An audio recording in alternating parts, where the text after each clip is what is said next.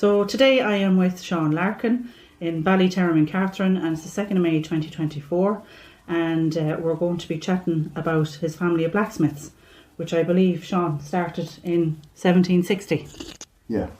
So what can you tell me, Seán? Who was the first blacksmith that you had? The first blacksmith that I know of was Michael Larkin. He was my great-grandfather's father, great-great-grandfather it was. And he was working in 1860 here, and he had a son called Peter Larkin, and he got in sort of involved with the ribbonmen that time. I don't know who they were, but he made a bag of pikes in the forge for the rising in 1798 in Wexford, and he set off down to Wexford with the pikes on his back, and he met a friend of his, Martin Stanton, in Aircourt, Patrick Stanton, and the two of them headed off for Wexford and delivered their pikes. But anyway, they were nabbed coming back anyway. The boys nabbed them. Did anything happen to them, or what happened to them, Seán, when they were nabbed then? Oh, sure, they were arrested and they were sent to Van Diemen's Land in 1820 anyway. And did they ever get back home? Never came back home. Never came back Never home. Heard of them. They opened a pub in New South Wales, I believe, one time, but I don't know how true that is now. Sure, that's a long time ago, you see. Yeah. But anyway, sure, Michael Larkin, he had a son Peter as well then, and he had a son Brian, and Brian was working in London, in Paddington. I have a book here that he used to write down the weights of stone in Paddington one time. Upstairs in that someplace. But anyway, Peter then was a brother of his, and he was the farmer. He had blacksmith here. He was blacksmith until 1860, and he died. He got some, I don't know what the hell what happened to him. He got some sort of a complaint, and he died anyway. And then his son, Matt, my grandfather, was a bit too young at the time. He was only 17, and he hadn't all the tricks of the trade off, so he went over to Stanton's in Aircourt, where your man had the pikes along at him, and along his uncle, and learned the trade. He walked over from here to Aircourt every Monday morning, and he stayed the week and come back Saturday night. So I had a long walk now to Aircourt from here, and done that for 3 or 4 weeks until he got the tricks of the trade off from old Stanton. And started off again here than the finest. How old was he, Seán, that time? Well, sure, even at 17, he was 17. 18, it was, he was 18 or 19, 18 it was when he opened the forge again. He was very young, wasn't he? He was. And he probably had the responsibility of looking after the family at that time too. Well, he had, but he had an uncle, he had a brother as well there. Bernard he was the great, and he was a sort of a farmer, but they hadn't much land that time, you see. There was no land hardly worth. They had really they had no land at all, and he had been rented from the Land Commission that time, but not the Land Commission, they were the landlord. The landlord. Baron Green was the landlord around here. Yeah. So it went on then, and then the land was divided in the 1920s or so, and they got a couple of bits of it here, and then started farming, and they managed to finish. And was there that time, 1920s, because a lot of the blacksmiths, Seán, were targeted, you know, by the RIC officers and stuff like that, because they knew they would have been making weapons. Was there any stories? I never heard anything about that. You didn't hear any here? No. You got away with it. No, I got away with it. You got away with it. Yeah, I'm sure that was a different world altogether at that time. Yeah. And that survived, and then they bought more land. The blacksmiths were the great trade. You see, you had to get a bit of money all the time, and there was a lot of jobs until they had to get money. Money was shocking scarce. I mean, they built a house there in 1898. They built on the room onto the thatched house at the time, and then in 1924 they cut through the thatch again and built another web onto it. They came to the way with the thatched house in altogether. And that's the lovely big house we see now on the corner. On the corner here. Yeah. And that was the way it was, and there was a railing was round about there. It's a grand, I remember when I had a child there, going in and out in it. And messing about. When my grandmother, then she died Matt Larkin's wife, she died in 1914. It was a cerebral hemorrhage, something killed her in her fashion. My aunt was only 16 at the time, and the other aunt was 17 or 18. And she got married, and Ellie got married, and Auntie Ellie was at home there. She was imagine having to be the woman of the house for all them men, like workers. And was your dad the last sportsman then, Seán, there, really? Well, my dad then, he got married in 1929, and he went off out of it and left Uncle John there. John was the last blacksmith. That was his brother? He was. And what time, when roughly, Seán, did it kind of finish up? 1960. 1960. John retired, yeah. And I kept it going just for myself, for 10 more years, shot the horses until we got a tractor and with no more horses then, and no more horses. And what kind of character was John and your dad? Were they good, like? Oh, they were great. Sure, great men? Great men, they were. Strong? Big, strong men, they were. And have you any memories in the forge, Seán, of like you were showing me the bellows earlier on? Would you have been pulling them now as a young lad? Oh Lord, I was, of course. Everyone, lots of lads around the boat would go pull the bellows. We used to love at it, Would they come in probably from school, even the young lads around wanting to have a go? Well, there wouldn't be many going to school here now. They had to go over to Clarendon to school. It's a long walk too. It was just 2 Irish miles, used to call it that time. Over to Clarendon and walk back again. There was no bus passing the door at that time to bring to the school. So it was a long walk. Oh. Yeah. But everything was so different, and so they called them the good old days, but I don't know why. They were tough.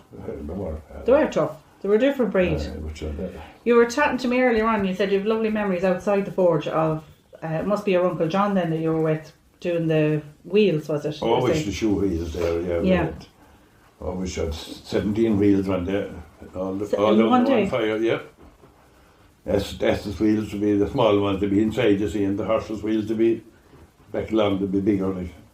And what were they charging that time for something like that? I have no clue. Yeah, you can't remember. You just love being involved. And was the fire a turf fire or what? Turf fire. It was a turf fire they used. Great fire. That was my job to keep the fire going. Yeah. And how old would you have been then, Seán? I was 12, 13. Yeah, I was going to say 10 or 12, around that age. And you had a lovely thing on the wall you were saying it used to bend the iron. I have a photo of it there now, we'll put it in. Obviously they had gone over now. But the little bit of remains of it was there. Yes. So that's where they used to shove the iron up then to try and bend it. Yeah, to bend make the rims for the wheels. Yeah. That iron came in a big long straight bar, 20-foot bars. You had to shoot them down bit and keep it. Well, the little do nearly spot on. Then they had to be welded, you see, and measured with the trundle wheel, and measured the tyre first with the trundle wheel, and then measured the inside of the rim, and mark with the chalk. Then you know how much you have to cut out of it. Yeah. They had to put into the fire. Then and take 2 lads in to manage that because cutting and anvil and then weld the church. It was slavery, really, like slavery. Hard work. Right.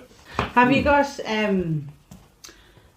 any stories belong to the forge? There'd be funny stories or any characters that would have really, not really, because you were a bit young when they kind of finished up, weren't they? Sure, there used to be a lot of wet day there. Now there'd be several lads in there. They chat, Cup of tea. Oh, there was no tea. No tea, just chat. Just the forge now. There'd be lads there. Sledging then was another job. He might want someone to do with sledging. Something heavy had to be bit, The lads. There are all lads around the board who used to do it, like, They were so used to it. Yeah. And was there a knack? Had you the knack learned, Seán, to shoe the horses? You had. Oh, I had, of course. I went to shoe the horses and fit the shoes and hot shoeing I used to do at that time. I let to do it, and then I remember the first. We had a big 1.5 here. He had big front feet, and they were really a foot long across. But anyway, I shot him, and he pulled the foot from me, and I had the fingers caught under the nails, and he pulled the tops of my 4 fingers. And my uncle had a bit sympathy, but no, he said, you'll never catch a horse under the nails again, he said.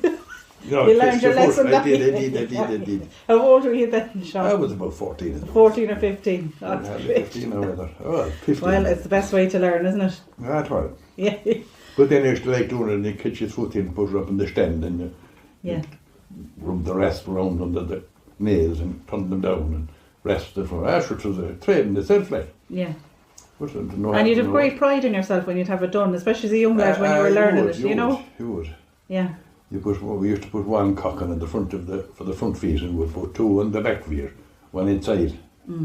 That was a different bar. And do you remember where he would have bought the steel? What local shop would he have went to now for any of those bits and bobs? I'll have in Ballinasloe now. Ballinasloe? Yeah, those they let them put them as well, just they're flying in there. Yeah. I have some of them dockers too, if I can find them now, sure. Yeah. Actually, if you find them in time, we can take pictures. It might be the 100 like. Yeah. Steel. And he'd go up by Arson Cart, I suppose, to go up and pick it up. It would come in. Was there any specialised stuff that you might have to get from Dublin or anything like that? Or? I don't know. Anything that come from Dublin and come down the canal down to Ballinasloe. Yeah. With the time the slates given out for the house in 1924, there were 1,000 blue Bangor slates, they were 12 by 24. And they came from Wales and into Dublin and came on the barge down to Ballinasloe, and 3 horses and cars went in and picked them up. Isn't that amazing? And the price of them 1,000 slates, what do you think it was? I wouldn't have a clue. 1928. You're talking nearly 100 years ago now. 100 years ago, 1924, sorry. Yeah. Yeah. What price were they, Seán? £31. 31. That was a lot of money. Well, it was. It's all relevant as it was. Yeah. Well, Christ, the lads that made them beyond Wales didn't get much of them. No. Shaped them and... No, the poor old worker that was making them couldn't get pittance probably for them. Yeah, I came on a bill as well there. It was a bill for 100 steaks, 25 shillings. So that was, when you make it up and down money, all over money, you see. In 1898 this bill is now 100 steaks, 25 shillings. That's 2 pence halfpenny each. 2 pence halfpenny each. Yeah, for a steak. That's lovely. £6.50. And you still have the bill? £7 now. Wow. I have a lot of them all bills. Isn't that fantastic to have them? You're very lucky. But what could I do much? They're a huge heritage value. Even for people. Yeah. You know, to see what people were buying and how much it cost them. I know. And it's all times gone by and how they managed and what way they paid and, you know. And they'd come in to pay the bill and he might owe 5 shillings, he'd pay half a crown. And the other half would be carried forward, you know. Yeah, or he'd shoot the horses from, or, you know, they did an awful lot of back scratchy jobs as well that time, you know. Helping one another out. There was no such thing as money. No. Right, if you had a £20 note, the big red £20 note, you'd be singing. You think you won the lotto? You could go on holidays, you would. No matter, first time I got the car, I remember going into the hill and I had £1 and I put tin bob worth of petrol into the car. And I had a couple again at that time, you know. Went in there and had a couple of pints of myself for the other half, another tin bob, that was it. Get 3 pints for 50 pence that time. Wow. Just one thing before we go, Seán, just came into my head. So when that forge was in its height and working, and you remember going in as a little boy, when you'd open the door now, what was the first thing you'd see as you go in?